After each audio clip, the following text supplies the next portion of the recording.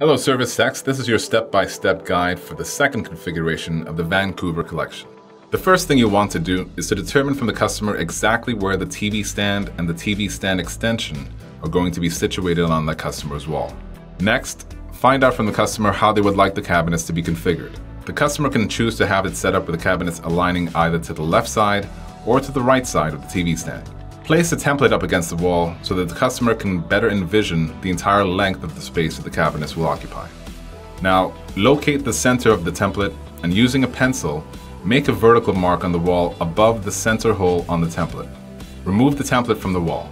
Take your tape measure and measure 75 inches from the floor. You can use the vertical mark that you made on the wall as a reference for where to measure from on the wall. Mark off 75 inches by placing a sizable dot on the wall. Now take a drywall screw and secure the template to the wall by drilling the screw through the marked center hole of the template. There are two other marked holes that will be used to secure the template to the wall. Place a drywall screw into the other marked screw hole on the template. Move the large level over to the side of the template to ensure that the template itself is perfectly level.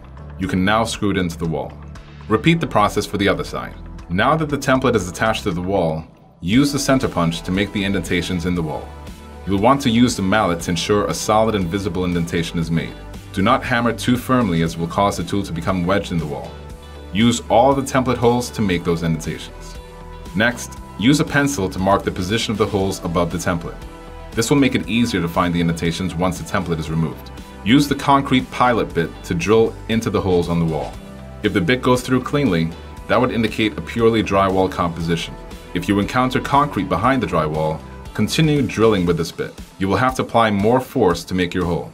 Drill deep enough into the wall. The hole should be a slight bit deeper than the length of a Tapcon screw. You can measure your bit against the screw to see the length needed. To continue with the drywall installation, place the 1/2-inch drywall bit into the pilot hole in order to make a larger hole in the wall. Repeat this process for each hole. Next, push the toggle bolts through the hole. You'll want to ensure to zip fast and tight in order to have the toggle sit flush up against the wall. Now, the toggle bolts need to be facing vertically. In order to determine the correct position, the clips should be broken using an up and down motion, not a side to side motion. Pre-insert the toggle anchor screws into the cleat. Next, position the cleat correctly onto the wall. The cleat should be positioned to where there is a lip between the wall and the cleat itself. The cleat cannot be faced to be flush against the wall. The screws themselves will always only ever go on the top second row of the cleat. If using the outside set of holes on the template, then use the first and furthermost holes on the cleat. If you'll be using the inside holes of the template, then use the third screw hole from each end of the cleat on that same second row. Secure one side fully.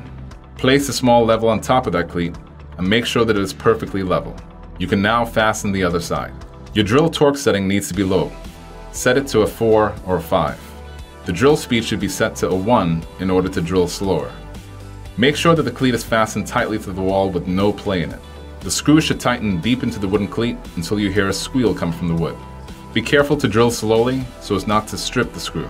Repeat this process for all the other cabinets and cleats. The next step now is to install the center bolt into the center hole of the cabinet itself. Be careful to use your Allen key here, as the drill may strip the screw. Finally, open the cabinets and ensure that the bottom of the cabinets are in line. You may need to adjust the doors to make them level. In order to adjust the door, remember that the top screw will move the door up and down. The bottom screw will adjust the tension of the door. Should you have any further questions, issues, or concerns, please reach out to your supervisor.